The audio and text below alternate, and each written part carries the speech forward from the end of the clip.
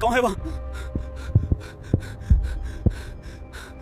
یہ بات ہے اس دشمن کی جو نظر نہیں آتا، یہ بات ہے اس زہر کی جو کانوں سے نہیں دلوں سے اترتا ہے، یہ کہانی ہے اس چور کی جو تمہارے گھر میں نہیں تمہارے سینے یعنی چیسٹ میں چھپا ہے، یہ بات ہے سورہ الناس کی۔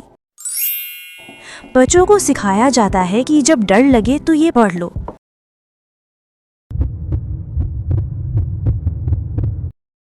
لیکن کیا ہم واقعی جانتے ہیں کہ ہم کس چیز سے پناہ مانگ رہے ہیں؟ کیا ہے یہ وسوسہ؟ اور مدینہ میں ایسا کیا ہوا تھا کہ اللہ کے نبی صلی اللہ علیہ وسلم کو بھی اس کی ضرورت پڑ گئی؟ شاید اسی وجہ سے ہم بس الفاظ رٹ لیتے ہیں مگر پاور کو فیل نہیں کرتے۔ آؤ چلتے ہیں اس وقت میں جب مدینہ کی گلیوں میں سناٹا تھا۔ یہ ہجرت کے بعد کا وقت تھا، سب کچھ ٹھیک چل رہا تھا کہ اچانک اللہ کے نبی صلی اللہ علیہ وسلم کی طبیعت بگڑنے لگی۔ آپ چیزیں بھولنے لگے، آپ کو لگتا کہ آپ نے کوئی کام کر لیا ہے مگر وہ نہیں کیا ہوتا تھا، آپ سوچ میں گم رہتے، صحت گرنے لگی۔ صحابہ پریشان تھے، یا رسول اللہ آپ کو کیا ہوا ہے؟ کسی کو سمجھ نہیں آ رہا تھا۔ اصل میں یہودی تھا، لبید بن العاصم۔ اس نے اور اس کی بیٹیوں نے مل کر اسلام کے سب سے بڑے دشمن نے گھنونا کھیل کھیلا تھا۔ اس نے نبی صلی اللہ علیہ وسلم کے بالوں اور کنگھی کے ٹوٹے ہوئے دانتوں پر کالا جادو کیا تھا۔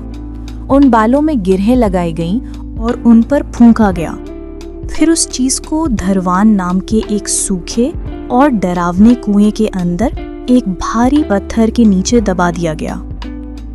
سوچئے، اللہ کا نبی جس کے پاس جبرائیل آتے ہیں وہ تکلیف میں ہے، یہ بتانے کے لیے کہ جادو اور حسد حقیقت ہے۔ پھر ایک رات جب آپ صلی اللہ علیہ وسلم سو رہے تھے، دو فرشتے آئے۔ ایک فرشتہ سرہانے کھڑا ہوا، دوسرا پاؤں کے پاس۔ ایک نے پوچھا انہیں کیا ہوا ہے؟ دوسرے نے کہا انہیں جادو کیا گیا ہے۔ کس نے کیا ہے؟ لبید بن العاصم نے۔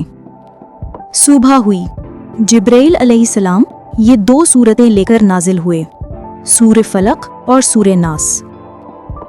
نبی صلی اللہ علیہ وسلم نے حضرت علی رضی اللہ تعالی عنہ کو اس کنویں کی طرف بھیجا۔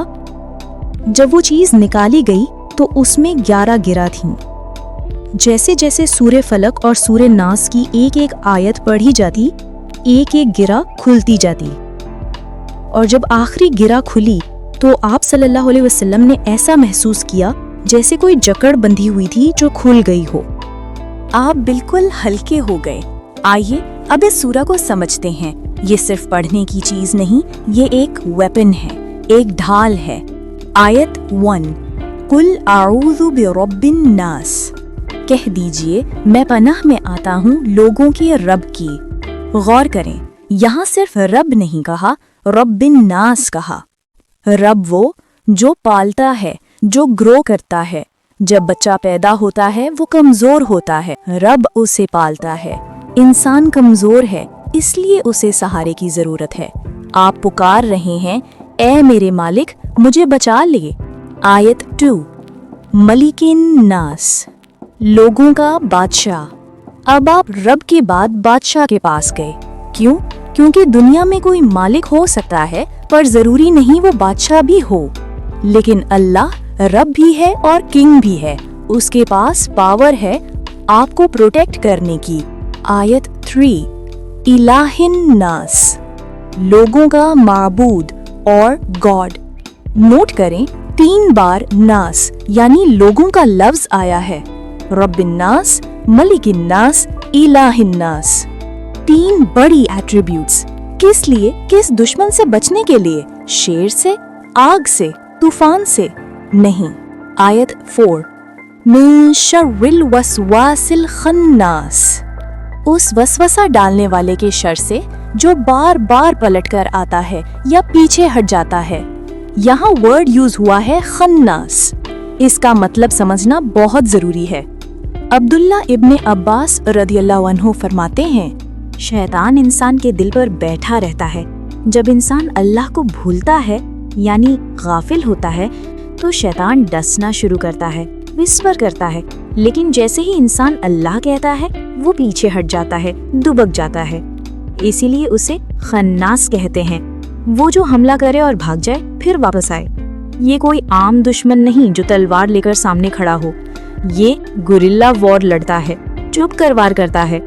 आयत 5, अल्लज़ी युवस्विसु फी सुदूरिन नास, वो जो वसवसा डालता है लोगों के सीनों में, चेस्ट्स में। अल्लाह ने ये नहीं कहा कि वो दिमाग में वसवसा डालता है, कहा फी सुदूर, सीनों में, क्योंकि सीना दिल का घर है और दिल आपका कंट्रोल सेंटर है। शैतान आपके डेटा सेंटर को हैक करने की कोशिश करता है।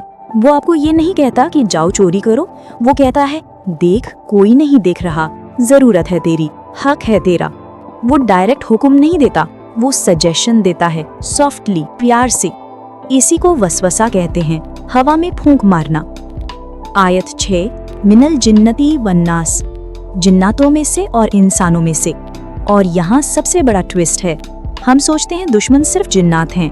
अल्लाह कहता है नहीं, कुछ दुश्मन तुम्हारे आसपास इंसानों की शक्ल में हैं। मिनल जिन्नती वन्नास, वो दोस्त जो तुम्हें कहता है अरे एक पाव ले ले कुछ नहीं होता। वो रिश्तेदार जो आकर कहता है देखा उसने तुम्हारे साथ क्या किया, जवाब दो उसको।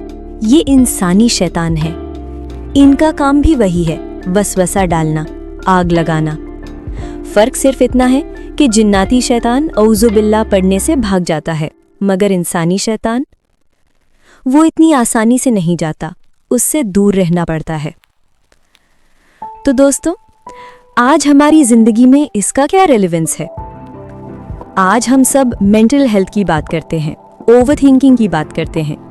रात को बिस्तर पर लेटे ही दिमाग में जो नेगेटिव थॉट्स आती हैं, मैं फेलियर हूँ, मेरा फ्यूचर क्या होगा, लोग मेरे बारे में क्या सोच रहे हैं, ये सब क्या है? ये वही खन्नास है।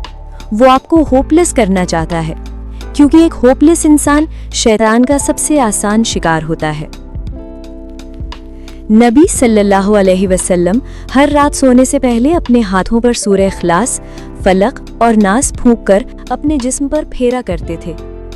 ये उनका एंटीवायरस था, ये उनकी शील्ड थी।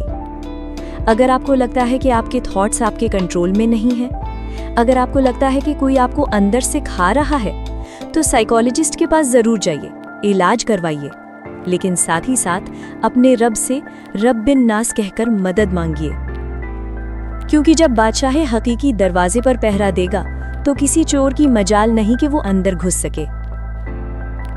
उम्मीद करती हूँ कि जब आप नमाज में सूरह अन-नास पढ़ेंगे तो आपको वो फील आएगी, वो कनेक्शन महसूस होगा।